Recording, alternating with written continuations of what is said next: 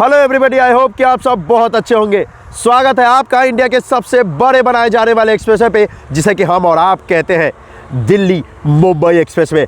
आज इस दिल्ली मुंबई एक्सप्रेसवे का मैं वो अलाइनमेंट आपको दिखाने वाला हूं जो कि दिल्ली से स्टार्ट हो रहा है और इस जगह पर आकर कनेक्ट होगा। जी हाँ, जगह ये खलीलपुर, वो अलाइनमेंट जो कि दिल्ली से स्टार्ट हो रहा है वाया फरीदाबाद होते हुए इसी जगह पर आकर कनेक्ट होगा। ये जो एक्सप्रेसवे आप देख रहे हैं जिस पे गाड़ियाँ फराटेदार तरीके से दौड़ रही है, ये है केएमपी एक्सप्रेसवे। और इस एक्सप्रेसवे की मदद से आप दिल्ली में बिना इंटर किए हुए एक स्टेट से दूसरे स्टेट जा सकते हैं। तो दिल्ली में इंटर करने का झंझट आपका पूरी तरीके से ख़त्म हो जाता है। इसी एक्सप्रेसवे को क्रॉस करेगा ये दिल्ली मुंबई एक्सप्रेसवे और इसलिए यहाँ पर ये जो इंटरचेंज बनाया जा रहा है ये बहुत बड़ा बन जाएगा, क्योंकि एक ऑलरेडी एक्सप्रेसवे है, इससे भी जो गाड़ियाँ आएंगी वो इसी जगह पर इस दिल्ली मुंबई एक्सप्रेसवे को कनेक्ट करेंगी। और एक और जो कि दिल्ली से अलाइनमेंट स्टार्ट हो रहा है तो वो इसी जगह पर ये जो मेन अलाइनमेंट है इस पे कनेक्ट होंगे। तो ये जो इंटरचेंज बनाया जा रहा है इस जगह पर खलीलपुर में, ये बहुत बड़ा रोल प्ले करने वाला है इस दिल्ली मुंबई एक्सप्रेसवे के लिए। इस तरफ अगर आप जाएंगे तो आप जा सकते हैं राजस्थान, मध्य प्रदेश, गुजरात और महाराष्ट्र, क्योंकि ये जो दिल्ली मुंबई एक्सप्रेसवे है ये स्टार्ट हो रहा है दिल्ली से और जाएगा वाया हरियाणा, राजस्थान, मध्य प्रदेश, गुजरात और महाराष्ट्र तक। उस रूट पे चलते हैं जिसके जरिए हम और आप दिल्ली से स्टार्ट कर सकते हैं अपनी जर्नी को। अभी फ़िलहाल दिल्ली से मुंबई जाने में हमें और आपको लगते हैं 24 घंटे। इस एक्सप्रेसवे के बन जाने के बाद इसी सफ़र को आप और हम 12 घंटे में तय कर सकते हैं।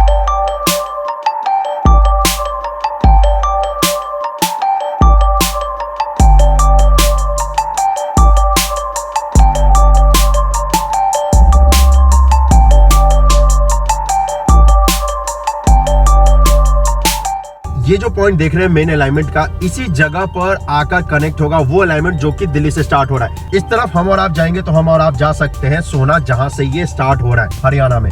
मैं आपको लेकर चलता हूं उस तरफ जहां से दिल्ली वाया फरीदाबाद होते हुए ये रूट इस अलाइनमेंट पे आकर कनेक्ट होगा।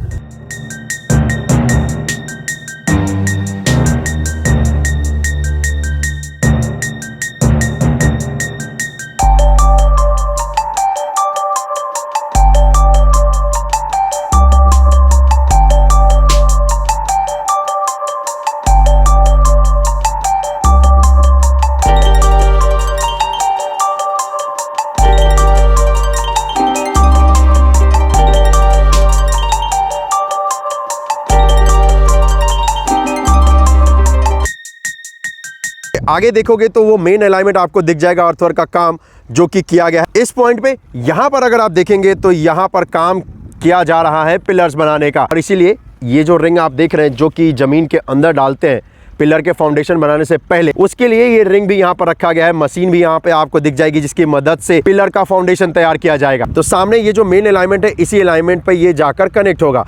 और ये जो पिलर्स आपको दिख रहा है दोस्तों, ये बनाया जा रहा है यहाँ पर फ्लोर्स, यानी कि बिल्डिंग्स बनाई जा रही है। और ये इसलिए बनाया जा रहा है ताकि आपको फैसिलिटी प्रोवाइड की जा सके। Fuel station, service station, restaurant, hotel, hospital, इन सभी चीज़ों की फैसिलिटी आपको प्रोवाइड की जा सके इस 1250 किलोमीटर लंबे एक्सप्रेसवे पे। उसी का स्ट्रक्चर ये बनाया जा रहा है। जी हाँ, और यहाँ पर ऐसे आपको बहुत सारे स्ट्रक्चर देखने को मिलेंगे। कुछ यहाँ पर आगे आपको देखने को मिलेंगे, और अगर आप मेरे लेफ्ट हैंड साइड में यहाँ पर भी इस तरफ देखोगे तो ये भी बनाया जा रहा है। जी हाँ, यहाँ पर आपको पिलर्स का स्ट्रक्चर ही देखने वाला है। इस तरफ जो पिलर्स का फाउंडेशन तैयार करने से पहले रिंग डालते हैं उसका काम तो हो चुका है। इसके आसपास की जो मिट्टी है उसको भी निकाल दिया गया है ताकि प्लेटफॉर्म बनाया जा सके। लेकिन यहाँ पर ये जो वाटर आपको दिख रहा है, ऐसा मत सोचिए कि बारिश हुई है, नहीं, ये इसलिए है क्योंकि यहाँ पर वाटर लेवल बहुत ही सही है और साथ ही साथ इसके आसपास ना बहुत सारे तालाब है, और इसी वजह से उन तालाबों से ना पानी रिस कर ये जो गड्ढे किए हैं ताकि फाउंडेशन तैयार किया जा सके, तो इनमें आकर इकट्ठे हो गए। और इसी वजह से यहाँ पर टीम ने इंस्टॉल किया है ये पंप, ताकि इस पंप की बदौलत यहाँ से ये जो पानी है इसको निकाला जा सके और फिर प्लेटफॉर्म तैयार किया जा सके। क्योंकि आपको पता है प्लेटफॉर्म बनने के बाद फिर पानी चाहे जितना भी इकट्ठा हो जाए कोई प्रॉब्लम नहीं है, लेकिन जब तक प्लेटफॉर्म नहीं बनता है तब तक इस पानी को यहाँ पर इकट्ठा नहीं होने देना है। और इसी का काम यहाँ पर टीम कर रही है।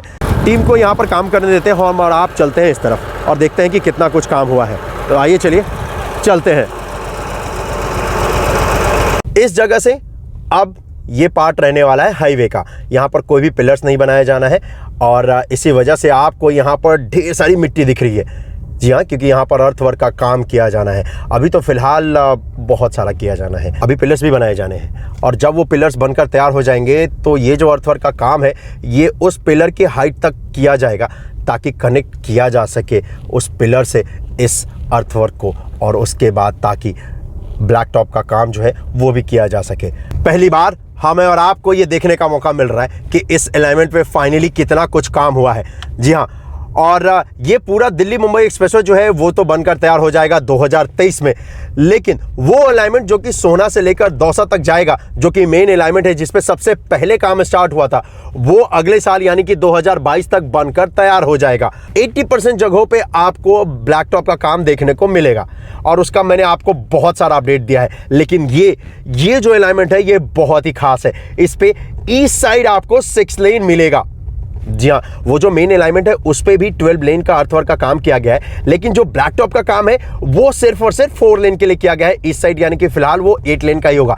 लेकिन ये जो अलाइनमेंट है जो कि दिल्ली के डीएनडी से स्टार्ट हो रहा है वाया फरीदाबाद होते हुए इस जगह पर कनेक्ट करेगा, ये ईस्ट साइड 6 लेन का होगा। दोनों को अगर मैं ऐड करूं तो बन जाता है 12 लेन का ये एक्सप्रेस पे। स्पीड लिमिट 120 किलोमीटर प्रति घंटे का, कॉस्ट 1 लाख करोड़ का। दिल्ली से मुंबई तक का सफर सिर्फ और सिर्फ हम और आप 12 घंटे में तय कर सकते हैं, और हरियाणा से दिल्ली तक का सफर या फिर कहूँ गुड़गांव से दिल्ली या फिर सोहना से दिल्ली तक का सफर भी बहुत ही कम हो जाएगा।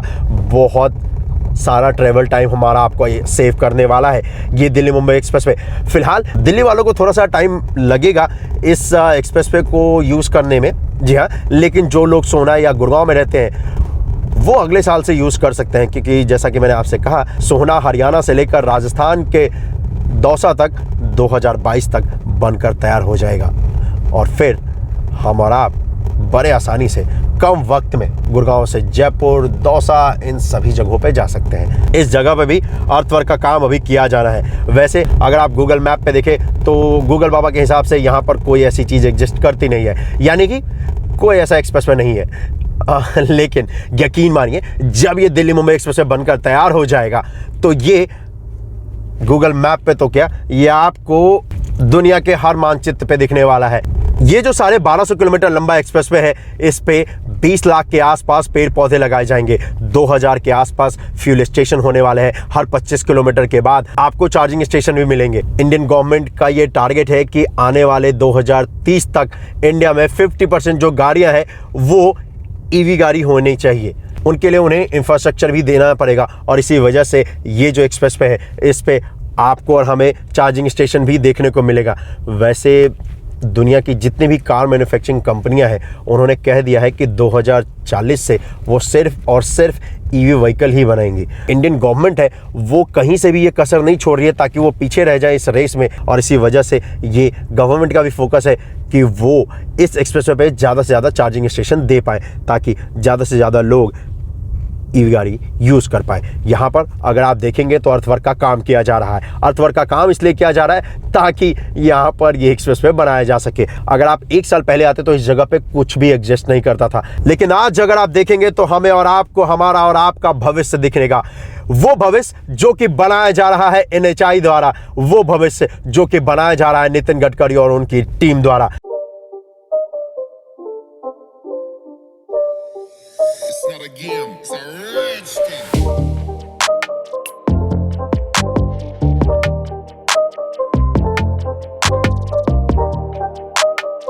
इस एक्सप्रेसवे की अहमियत यूपी गवर्नमेंट को भी पता है, और इसीलिए यूपी गवर्नमेंट ने एक अलग से अलाइनमेंट अनाउंस किया है जो कि जेवर एयरपोर्ट से स्टार्ट होकर यमुना एक्सप्रेस को कनेक्ट करता हुआ इस दिल्ली मुंबई एक्सप्रेसवे पे कनेक्ट होगा। और वो इसलिए किया है क्योंकि उनको पता है कि दिल्ली, मुंबई और बाकी सारी जगहों को कनेक्ट करने के लिए जेवर एयरपोर्ट से उनको एक अलाइनमेंट तो देना ही चाहिए था, और इसीलिए उन्होंने देरी ना करते हुए एक अलाइनमेंट अनाउंस कर दिया है। टोटल उसका जो लेंथ है वो है 22 किलोमीटर का, जिसमें सिर्फ और सिर्फ 7 किलोमीटर का हिस्सा ही यूपी के अंदर है, बाकी जो हिस्सा है वो हरियाणा के अंदर है। लेकिन फिर भी यूपी गवर्नमेंट ने ये कहा है कि इस अलाइनमेंट का जो भी खर्चा होगा, जो भी कॉस्ट होगा, वो 50% देने को तैयार है।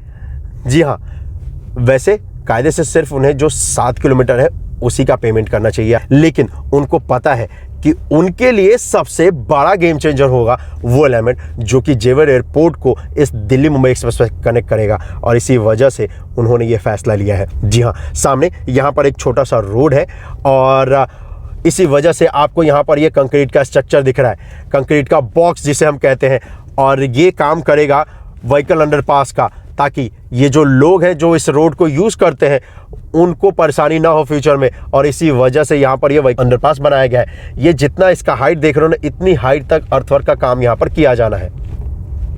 जी हाँ, इतनी हाइट तक। उसके बाद जैसे ही इस स्ट्रक्चर को आप क्रॉस करते हैं तो आपको दिखेगा कि इस पॉइंट पे अर्थवर्क का काम भी कर लिया गया है और रोड़ी बजरी भी डाल दी गई है। ग्रीन पट्टी इस पे सिर्फ और सिर्फ आपको 6 फीट का मिलने वाला है, ज़्यादा बड़ा है नहीं। जितना बड़ा मेन अलाइनमेंट पे आपको देखने को मिलता है उतना बड़ा तो आपको नहीं देखने को मिलेगा, आपको ये छोटा देखने को मिलेगा, क्योंकि इस पे दोनों तरफ 6 लेन बनाया गया है। हाँ, वो जो अलाइनमेंट है जो कि मेन अलाइनमेंट है जो कि सोना से स्टार्ट हो रहा है, उस पर भी 6 लेन ईस्ट साइड बनाया जा सकता है। अर्थवर्क का काम या फिर जो कंक्रीट का स्ट्रक्चर है, उन सभी चीज़ों का काम किया गया है 6 लेन के लिए ही ईस्ट साइड। लेकिन फिलहाल बाकी जगहों को ग्रीन पट्टी में कन्वर्ट कर दिया गया है और सिर्फ 4 लेन पे ही काम किया गया है। यानी कि 4 लेन का आपको मिलने वाला है लेन और 4 लेन का आपको मिलने वाला है ग्रीन पट्टी भी। और यहाँ पर अगर आप देखेंगे तो इस जगह पर हमें और आपको ये भी मिलने वाला है ड्रेनेज सिस्टम। जी हाँ, जो कि बनाया गया है। ये ड्रेनेज सिस्टम बनकर इस जगह पर तैयार हो चुका है। यहाँ पर टीम जो बची हुई जगह है जहाँ पर इसे तैयार करना है उसका काम कर रही है, और इस व्हीकल की मदद से यहाँ पर कंक्रीट लाया गया है।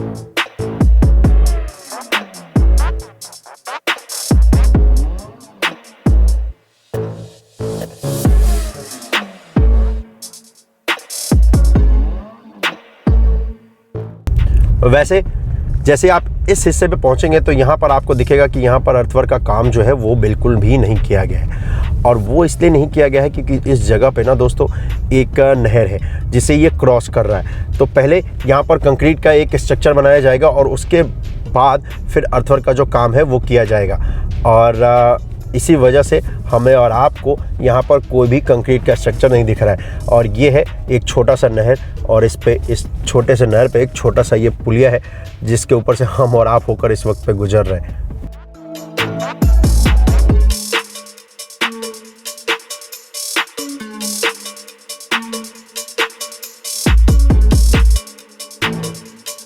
जैसे ही उस नहर को हम और आप क्रॉस करेंगे ना, तो यहाँ पर ये जो काम आप देख रहे हो ना, ये जो कंक्रीट का स्ट्रक्चर बनाया जा रहा है ये है ड्रेनेज सिस्टम, क्योंकि आसपास इसके दोनों तरफ खेत है और बारिश का पानी एक तरफ से दूसरी तरफ आसानी से जा सके, इसी वजह से यहाँ पर ये कंक्रीट का एक ड्रेनेज सिस्टम बनाया जा रहा है। अभी तो आपको ये बहुत बड़ा दिख रहा है, लेकिन जब इसके आसपास अर्थवर्क का काम हो जाएगा या फिर जब ये एक्सप्रेसवे बनकर तैयार हो जाएगा तब तो ये दिखता भी नहीं है।